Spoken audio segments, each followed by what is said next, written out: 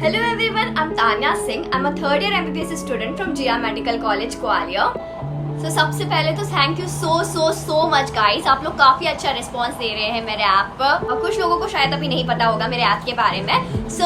मैंने रिसेंटली एक app launch करा है जिसका नाम है NEET zone Tanya here and currently मैं उस पर मेंटरशिप प्रोग्राम रन कर रही हूँ एंड दैट टू सिर्फ और सिर्फ 199 रुपीज पर। आपको जैसे मैंने अपने प्रीवियस वीडियोस पर भी बताया है दैट मुझे पैसों से कुछ लेना देना नहीं है। सो ये प्राइसेस सिर्फ ऐप रन करने के लिए हैं। Do join it guys and early bird offer भी चल रहा था एंड अब तो आई डोंट नो जब ये वीडियो पब्लिश होगी तब कितने स्लॉट्स बचेंगे। अभी करेंटली तो सिर्फ 10 स्लॉट्स बचे हैं। सो अगर आप प्लान कर रहे हैं मेंटरशिप प्रोग्राम लेने की देन ऑफर का बेनिफिट ले लीजिए, अदरवाइज मेंटरशिप प्रोग्राम तो चलेगा ही बट आपको ये बेनिफिट नहीं मिल पाएगा। एंड आप लोगों को मैं एक और गुड न्यूज दे देती हूँ दैट मैं बहुत ही जल्द टेस्ट सीरीज लेके आऊंगी पूरे साल के लिए। So without any further delay let's proceed in the video. So अभी रिसेंटली नीट 2023 का एग्जाम हुआ एंड आई होप सो आप सब लोगों का अच्छा गया हो, बट कुछ स्टूडेंट्स ऐसे भी थे जिनका एग्जाम उनके एक्सपेक्टेशंस के अकॉर्डिंग नहीं गया एंड वो इस साल ड्रॉप लेने का सोच रहे हैं। एंड वो स्टूडेंट्स जो जस्ट अभी 12th में आए हैं एंड डॉक्टर बनने का सपना देख रहे हैं, वो सभी नीट 2024 के लिए प्रिपरेशन कैसे करें ये सभी हम देखने वाले हैं आज की वीडियो में। तो सबसे पहले देखो यार, मुझे पता है आपके दिमाग में क्या चल रहा है, मुझे पता है क्योंकि मैं भी ड्रॉपर थी, मेरे भी दिमाग में ऐसी चीजें आती थी। आपके दिमाग में यही चल रहा है ना कि मैंने इतनी मेहनत से नीट 2023 का पेपर दिया था, इतनी मेहनत से मैंने प्रिपेयर करा था, फिर भी ड्यू टू सम रीजन मेरा पेपर अच्छा नहीं गया एंड अब मुझे ड्रॉप लेना पड़ रहा है। क्या ये सेम चीज मेरी नीट 2024 में हो जाएगी मेरे साथ एंड मेरा साल वेस्ट हो जाएगा?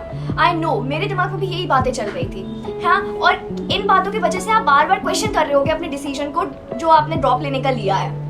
बट देखिए, बिलीव मी, आप बिल्कुल भी नेगेटिव थॉट्स मत लाइए अपने दिमाग में, बिल्कुल भी। आई नो आपके अराउंड नेगेटिविटी है भी। मुझे कमेंट सेक्शन में बच्चे पूछते हैं दैट दी ये मेरा फर्स्ट ड्रॉप है एंड मैं कोटा से ड्रॉप कर रहा हूँ एंड मेरे जो आसपास के जो लोग हैं वो कह रहे हैं एक साल में कुछ नहीं हो सकता।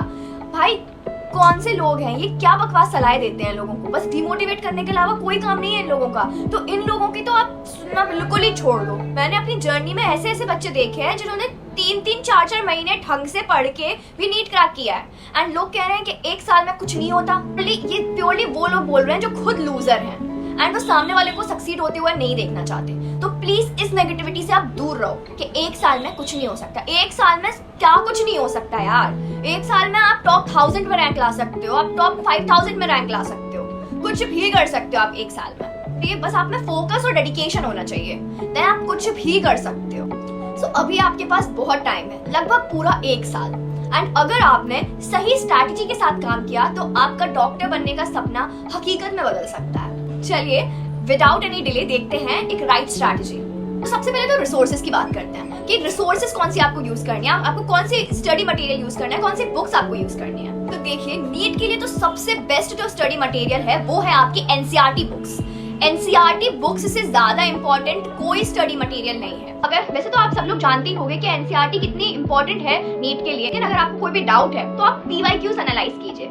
90% क्वेश्चंस एनसीईआरटी से ही आते हैं एंड बायो में तो 99 to 100% क्वेश्चंस एनसीईआरटी से आते हैं। तो बायो में तो आपको एनसीईआरटी के सिवाय कुछ भी नहीं करना है एंड आपको एनसीईआरटी को इस कदर याद करना है दैट अगर आपको कोई नींद में भी पूछे ना तो भी आप उठकर आंसर कर दो, नींद में भी आप करेक्ट आंसर दे दो उसे। अब बात करते हैं फिजिक्स एंड केमिस्ट्री की।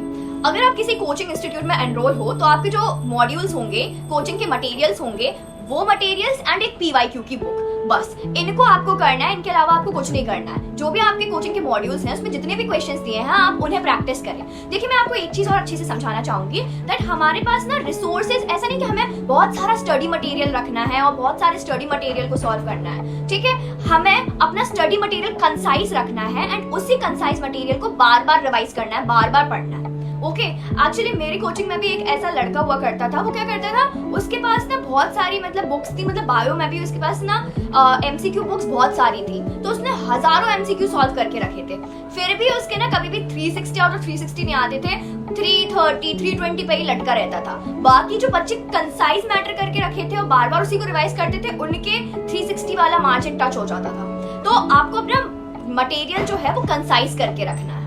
ओके तो हम थे फिजिक्स पर। अगर आपने किसी कोचिंग इंस्टीट्यूट में एनरोल कर रखा है तो उसके मॉड्यूल्स प्लस एक पीवाईक्यू की बुक आपको यही करना है। पीवाईक्यू की बुक के लिए मैं आपको दिशा पब्लिकेशन सजेस्ट करूंगी एंड मैं आपको ये बुक खोल के दिखा देती हूँ, क्योंकि क्या होता है कि मैं आपको कोई बुक सजेस्ट करती हूँ, कुछ लोगों को वो बुक पसंद आती है एंड कुछ लोग खरीदने के बाद रिग्रेट करते हैं। तो मैं ये नहीं चाहती कि मेरे सजेशन की वजह से किसी को रिग्रेट हो, इसलिए मैं आपको बुक पहले ही खोल के दिखा देती हूँ कि इस बुक में क्या फीचर्स हैं, जिससे आपको बाद में रिग्रेट ना हो। अगर आपको बुक पसंद आए देन आप इसी को परचेज करें। सो गाइज ये है वो दिशा पब्लिकेशन की पीवाईक्यू की बुक। इसमें आपको 1988 से 2023 तक जितने भी पेपर हुए हैं, 45 पेपर्स हुए हैं, वो सारे नीट के पेपर्स आपको इसमें मिलेंगे। लाइक जब भी नीट रीशेड्यूल हुआ है, लाइक इन 2025, 2026 एंड कर्नाटका का 2013 का पेपर, उड़ीसा 2019 का पेपर, ये सारे आपको इस बुक में मिलेंगे। इस बुक में जो क्वेश्चंस का डिस्ट्रीब्यूशन है वो एनसीईआरटी के फ्लो में है, जो कि इसे काफ़ी कन्वीनियंट बना देगा 11th एंड 12th के स्टूडेंट्स के लिए। उसके बाद आपको डिटेल्ड एनालिसिस मिलेगी सब्जेक्ट की, लाइक उस सब्जेक्ट का कितना पोर्शन डिफ़िकल्ट आता है, कितना ईजी आता है। एंड आपको उसके बाद आपको वेटेज एनालिसिस मिलेगी, लाइक कितना वेटेज किस चैप्टर का है, किस चैप्टर से कितने क्वेश्चंस आते हैं, आपको ये भी देखने को मिलेगा। अब हम चैप्टर्स पर आते हैं। तो जैसा कि आप देख सकते हैं, हर क्वेश्चन के नीचे आपको लिखा हुआ मिलेगा एनसीईआरटी पेज लोकेटर। आपको इसमें new NCERT as well as old NCERT दोनों के पेज नंबर्स मेंशन्ड मिलेंगे। एंड आपको जो चैप्टर है वो सब टॉपिक्स में डिवाइडेड मिलेगा, जो कि बहुत ईजी कर देगा आपके लिए प्रैक्टिस करना। तो जैसा कि आप देख सकते हैं, यहाँ पे सबसे पहले ट्रेंड एनालिसिस दिया है, लाइक 2023 में कितने क्वेश्चंस आए इस चैप्टर से, 2022 में कितने क्वेश्चंस आए इस चैप्टर से, ये आपको आसानी से मिल जाएगा। उसके बाद मैं आपको बताती हूँ कि आपको इस बुक को कैसे यूज़ करना है, आपको इसको मैक्सिमम यूटिलाइज़ कैसे करना है इस बुक को।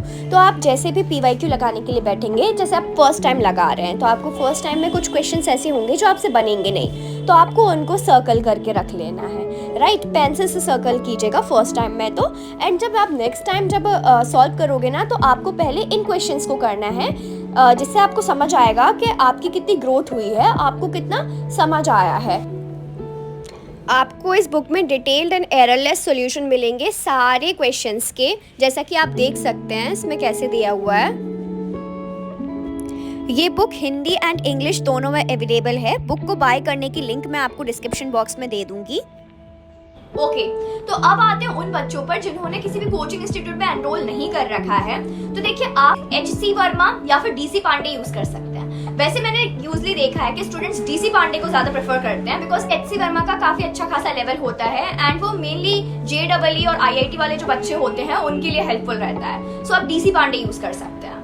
एंड केमिस्ट्री के लिए आप ओपी टंडन या एमएस चौहान की बुक यूज कर सकते हो, अगर आपने किसी कोचिंग इंस्टीट्यूट में एनरोल नहीं कर रखा है। अगर कर रखा है देन आप उनका मॉड्यूल प्लस कोई भी पीवाईक्यू की आप बुक ले लीजिए। अब सेकंड स्टेप क्या है? सेकंड स्टेप है आपको एक प्रॉपर शेड्यूल बनाना होगा। एंड आपको शेड्यूल ऐसा बनाना है दैट आपका जो पूरा सिलेबस है ना, वो मैक्सिमम दिसंबर तक कंप्लीट हो जाए। देखिए, मैक्सिमम दिसंबर तक कंप्लीट होना जरूरी है, बिकॉज आप क्या देखेंगे ना, अगर आप किसी कोचिंग इंस्टीट्यूट में हो तो वहां पर भी दिसंबर जनवरी तक वो कोर्स कंप्लीट करा देते हैं एंड देन उसके बाद फिर उनके फुल सिलेबस टेस्ट स्टार्ट होते हैं। एंड जब फुल सिलेबस टेस्ट स्टार्ट होते हैं ना, एंड आपका बैकलॉग होता है, तो आपके मार्क्स उसमें कम आते हैं। मार्क्स कम आते हैं तो बहुत ज्यादा डिमोटिवेशन आता है, बच्चे इतने एंजाइटी में आ जाते हैं। मुझे इस साल भी बहुत बच्चों ने बोला था, दीदी हमारे मार्क्स नहीं आ रहे, दीदी हमारे मार्क्स नहीं आ रहे। वो इसलिए इसी वजह से नहीं आ पा रहे थे, बिकॉज आपका फुल सिलेबस कंप्लीट नहीं था। तो आप पूरी कोशिश करें दैट दिसंबर के पहले आप कंप्लीट कर लें अपना सिलेबस, जिससे जो फुल सिलेबस टेस्ट आएंगे उसमें आप ढंग से स्कोर कर पाएं। मैक्स टू मैक्स आप दिसंबर तक अपना पूरा कोर्स कंप्लीट कर लें।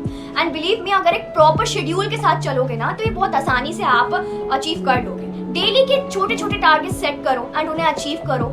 रियलिस्टिक टारगेट सेट करो, हो जाएगा सब आराम से। एंड बिल्कुल लोड नहीं लेना है, बस अपना काम करते रहना है। बिल्कुल आराम से अपनी पढ़ाई करते रहो, दैट्स इट। इतना ज्यादा लोड लेने की बात नहीं है। हमें ना सीरियस नहीं होना है, हमें सिंसियर होना है। अब देखते हैं कि आपको एक प्रॉपर शेड्यूल कैसे बनाना है। तो सबसे पहले तो मंथ वाइज टारगेट सेट करो, दैट इस मंथ मेरे इतने चैप्टर्स हो जाने चाहिए या फिर मेरे ये चैप्टर्स हो जाने चाहिए। देन उसके बाद आपको वीकली टारगेट्स बनाने हैं, दैट इस हफ्ते में ये पढ़ूंगा। एंड देन आपको डेली टारगेट्स बनाने हैं। ठीक है। तो आपको 3 टाइप के टारगेट्स बना के रखने हैं आपके लिए, ठीक है। डेली टारगेट्स तो आप ऐसे बनाइएगा कि आप जब भी सोने जाओ ना, सोने से पहले आप डिसाइड कर लो कि अगले दिन मुझे ये पढ़ना है, जिससे आप ना क्लैरिटी के साथ उठोगे कि मेरा आज का टास्क ये है, एंड आप अपने टास्क को करने में जुट जाओगे। ओके, सो आपको ये 3 टाइप के टारगेट्स बनाने हैं, ठीक है।